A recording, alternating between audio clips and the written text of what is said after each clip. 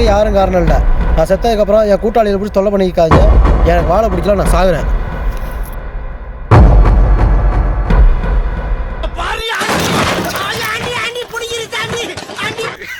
ஏன் மாப்பிள்ள, நீ என் கூட சேர்ந்து சொர்க்கத்துக்கு வந்துட்டியா? மாப்பிள்ள இதெல்லாம் தேவையில்லாத வேலைடா. நீ சாகுறது இல்லாமல் என்னையும் சேர்த்து கோர்த்து விட்டு போயிடுவா போலடா. அரவிந்தா, இந்த விஜய் போய் சாகுறேன்னு போட்டு என்னைய போட்டு சாகடிச்சுட்டு இருக்கான்டா. வேகமா வாடா. பாரு வண்டி அங்கதான் இருக்கு, எடுத்துட்டு வாரியா? வந்துடுறா மாப்பிள்ள, என்னை மன்னிச்சிட்றா. எனக்கு வாழை பிடிக்கல, நான் மருந்தை குடிச்சிட்டேன்டா மாப்பிள்ள. என்னை காப்பாத்திராதரா மாப்பிள்ள. மருந்தை குடிச்சியா? ஆமாடா, இது அல்சர் மருந்துடா. அதுவும் மருந்தானடா?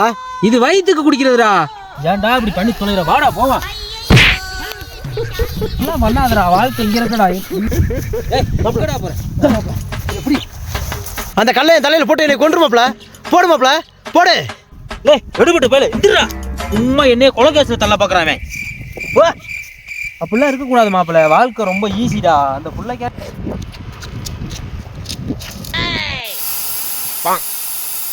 ஏடா அறிவு இருக்காடா உனக்கு? சோத்தை தானே திங்கிற. எவ்வளோ அழகா வந்து படுத்து கிடக்குற. ஏற்றி இறக்கிட்டு போய் தொலை வேண்டியதான்டா நாசமா போனவனே. ஏய் வண்டி பஞ்சர் ஆகி போச்சு. இல்லைனா சட ஏற்றி மடமடன்னு போய்க்கிருப்பேன்.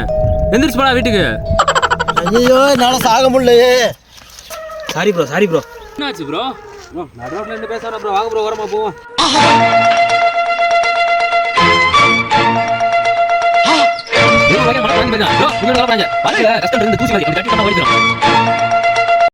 ப்ரோ என் அறிவுக்குனே திறந்துட்டீங்க ப்ரோ. இனிமே நான் சாக மாட்டேன், வாழணும். செம்மையா வாழ்ந்து காட்டணும் ப்ரோ. வாங்க ப்ரோ, பைக்கை போய் பஞ்சர் போட்டு வருவோம்.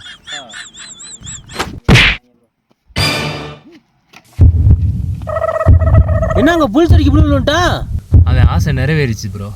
நல்வேந்தன் வேண்டும் என்று அந்த மரணம் நினை